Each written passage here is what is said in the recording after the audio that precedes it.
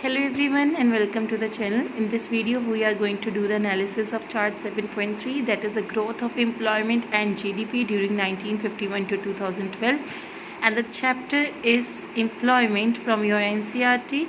तो बेसिकली जब भी हमने एनालिसिस करना है, मैंने प्रीवियस वीडियो में भी आपको बताया कि जब भी आपने एनालिसिस करना है तो फर्स्ट लाइन जो आपकी एनालिसिस की होगी वो ये होगी कि ये चार्ट या ये टेबल या ये पाई चार्ट किसे शो करे. So this chart is depicting the growth of employment and GDP during 1951 to 2012, and then you have to start the analysis और आपने इस ट्रेंड को देख के एनालाइज करना है कि क्या है. तो there are two lines.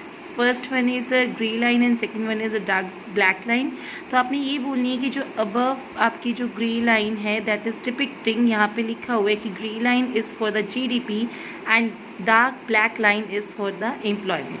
So there are two lines. The above line is depicting the GDP and the below line is depicting the employment growth rate.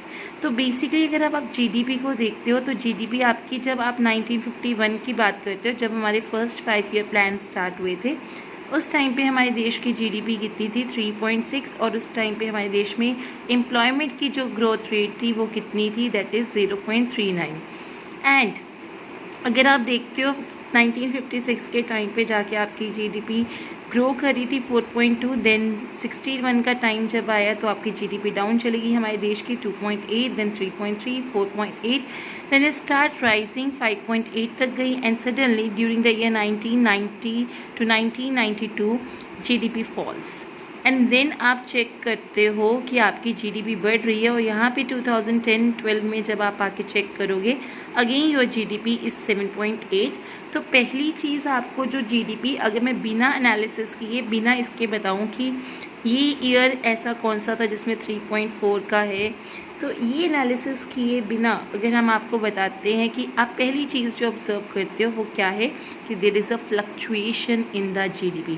C rise कर रही है GDP, फॉल जा रही है, again rise, then fall, then rise, then rise, then rise and then fall. तो basically अगर हम बात करते हैं तो there is a fluctuation in the growth rate of the GDP. And जब एम्प्लॉयमेंट का ट्रेंड आप देखते हो 0.39, 0.85, 2.03, 1.99, 1.84, 1.73, 1.89, 1.5, 0.98, 2.28, 0.28 and 1.12. And on an average अगर आप चेक करते हो मैक्सिमम आप देखते हो, एक्सेप्ट दिस एंड दिस, बहुत रेयर है कि हमारी जो GDP के अलावा अगर हम एम्प्लॉयमेंट की बात करते हैं तो एम्प्लॉयमेंट की growth rate on an average 2% से ज़्यादा नहीं है. 0.39, 0.85, 1.99, 1.84, 1.73, that means on an average अगर हम अपनी GDP की बात करते हैं तो it is not, sorry GDP कह दिया, एम्प्लॉयमेंट की बात करते हैं तो it is not more then, that is 2%. Clear. And अब अगर आप ध्यान से एनालिसिस करते हो तो जब 1990 का टाइम, हम यहाँ पे first 5 year plan after independence हमने अपना इकोनॉमिक प्लानिंग स्टार्ट किया, देन उसके बाद हमने काम करना शुरू किया. तो हमारी GDP 3.6 थी फर्स्ट 5 ईयर प्लान के टाइम पे, देन 4.2 राइज़ किया, हुआ फॉल किया. यहाँ पे कुछ रीजंस थे जिसकी वजह से, जैसे पॉलिटिकल रीजंस हो गए, या जैसे उस टाइम पे मॉनसून नहीं थी ज़्यादा आई, या फिर हमारे वॉर्स जो हो रहे थे पाकिस्तान के, तो हमारी GDP डाउन चलेगी. देन उसके बाद 3.3 and suddenly we start covering 3.3, 4.8, 5.7, 5.8 and then जब 1990 का टाइम आया तो हमारी GDP फॉल कर गई, और इतनी फॉल की 3.4 होगी. And it was same as a level where we started, from where we started, that means 1951 के टाइम पे 3.6 थी और 1990 के टाइम पे कितनी है, 3.4 है. तो अगर यहाँ पे आप चेक करते हो तो हम वहीं पे पहुँच गए जहाँ से हमने क्या किया था, स्टार्ट किया था. और ये वो टाइम है, अगर आपने चैप्टर 3 ध्यान से पढ़ा, ये वो टाइम है 1990 का जब हमारे जो गवर्नमेंट की बेसिकली बात करते हैं, हमारे पास जितने बजट में पैसा था या फिर हमारे पास जितना गवर्नमेंट के ट्रेजर में पैसा था, इतना हमारा फॉरेन एक्सचेंज रिजर्व फॉल कर गया that we were left only with the 7 days money. That means 7 days के बाद हमारे पास पैसा ना होता, हम क्रूड ऑयल इंपोर्ट ना कर पाते, हमारे एलपीजी गैस सिलेंडर सब कुछ बंद हो जाता एंड हम वहीं पे पहुंच जाते जहां से हमने शुरू किया था। तो आफ्टर 40 इयर्स ऑफ इंडिपेंडेंस हम वहीं पे थे, बिकॉज हमारे कुछ यहाँ पे रीजंस थे, कुछ हमारी पॉलिसीज़ थी जिसकी वजह से हमारा देश वापस से डाउन चला गया। तो ये एलपीजी चैप्टर सोना वीडियो विल बी अपलोडेड कि क्या रीजंस थे और फिर उसे कवर अप कैसे किया गया, कैसे हम इस 3.4 से 6.1 पे पहुँचे, that is a part of chapter 3। तो यहाँ पे सिर्फ आपने ये पढ़ना है कि उस टाइम पे 1990 के टाइम पे हमारी जीडीपी बहुत फॉल कर गई और हम सेम अपने उसी लेवल पे पहुँच गए जहाँ से हमने स्टार्ट किया था। And then we introduce the LPG policy, liberalisation, privatisation and globalisation, and then we start recovering. Then उसके बाद आप रिकवर करते गए और यहाँ इतना रिकवर किया कि हमारी जीडीपी 8.7 पहुँच गई। But again very important fact, ध्यान से देखो कि हमारी उस टाइम पे एम्प्लॉयमेंट की जनरेशन, नॉर्मली हम एम्प्लॉयमेंट कितनी ग्रोथ रेट पे लेके आ रहे थे, 2.03, 1.99, 1.84, लेकिन यहाँ पे जब हमारी जीडीपी 8.7 थी तो उस टाइम पे हमारी जो बेसिकली बात करते हैं कि हमारी एम्प्लॉयमेंट जनरेशन ग्रोथ रेट थी वो 0.28 थी। दैट मीन्स आपके देश की जीडीपी बढ़ रही है बट एम्प्लॉयमेंट इंक्रीज नहीं कर रही है। एंड ऐसी कौन सी चीज़ है जिससे जीडीपी बढ़ेगी और एम्प्लॉयमेंट नहीं बढ़ेगी? तो this is a very important lucky gap, very important term to understand. देखो +1 में आपने पढ़ा था कि जब भी आप प्रोडक्शन करते हो तो बेसिकली देयर आर 2 टेक्निक्स। जब भी आप प्रोडक्शन करते हो तो प्रोडक्शन करने के 2 तरीके हैं।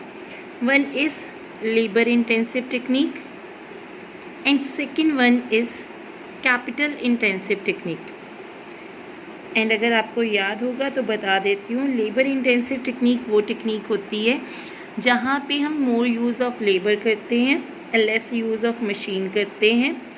और जब कैपिटल इंटेंसिव टेक्निक की बात करते हैं तो यहाँ पे more of machines, more of Capitals को यूज़ किया जाता है, मशीन को यूज़ किया जाता है। अब अगर आपके देश की जीडीपी बढ़ रही है, जीडीपी का मतलब प्रोडक्शन बढ़ रही है बट एम्प्लॉयमेंट नहीं बढ़ रही, तो उसका मतलब यहाँ पे क्या है? यहाँ पे आप कैपिटल इंटेंसिव टेक्नोलॉजी को अपने देश में यूज़ कर रहे हो और आप ग्रो तो कर रहे हो but without creating job, without creating job.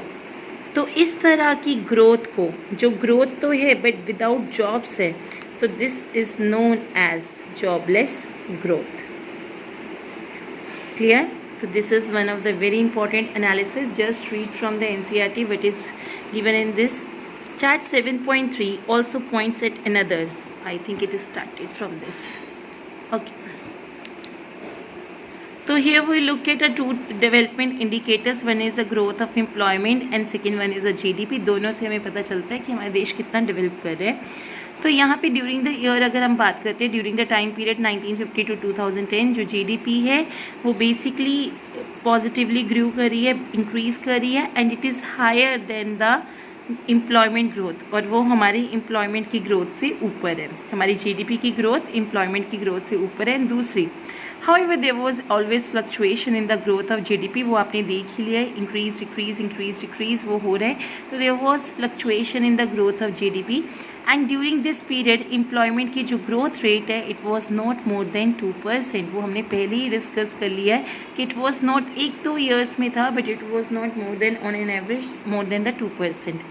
Then chart 7.3 also points at another disheartening development in the late 1990s, that is the employment growth start declining and reached to the level of growth that India had in the early stage of planning.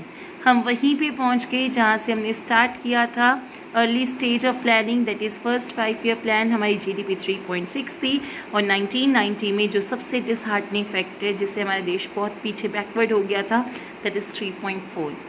And then that during this year we also find a widening gap between the growth of GDP and employment. आपको एक बहुत बड़ा gap नज़र आएगा, widening gap between the growth of GDP and employment generation. This means that in the Indian economy without generating employment we have been able to produce more goods and services. हम without creating employment goods and services को ज़्यादा produce कर पा रहे थे and scholars refers to this phenomena as a jobless growth. उन्हें क्या कहते हैं? jobless growth कहते हैं.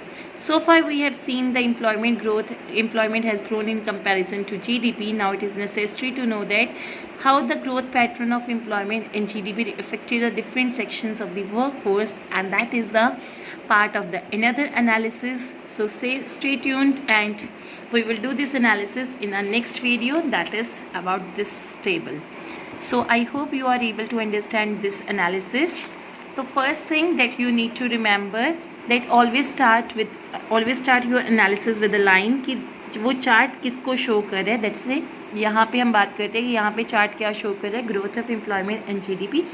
सेकेंड थिंग, आपने कभी भी अपनी एनालिसिस को पैराग्राफ्स में नहीं लिखना है. Avoid long stories, rather you should try to write in points. आप अपनी पहले यहाँ पे बता दीजिए कि जीडीपी बढ़ रही है, however there was fluctuation, employment भी बढ़ रही है and it was not more than 2%. फिर आपने नेक्स्ट एनालिसिस करना है कि 1990s के टाइम पे डिसहार्टनिंग फैक्टर ये था कि we reached at a level from where we started. हमने जहाँ से स्टार्ट किया था उसी लेवल पे पहुँच गए वापस से. That India had in the early stage of planning. And the last analysis में आपकी लाइन क्या होनी चाहिए? इस जॉबलेस ग्रोथ के बारे में होनी चाहिए. क्लियर कि चार्ट जो ये है बेसिकली 8.7 की जीडीपी बढ़ रही है but employment grew at a rate of 0.28. That means आपकी जो एम्प्लॉयमेंट है वो से क्रिएट किए बिना आप गुड्स एंड सर्विसेज को ज़्यादा प्रोड्यूस कर रहे हो and that is possible only with the help of machines, capital intensive technology. तो दैट मीन्स स्कॉलर्स इस फिनोमिना को क्या कहते हैं? Jobless growth. This is one of the very important definition. I hope you are able to understand. If you are facing any doubt, you can ask in the comment box.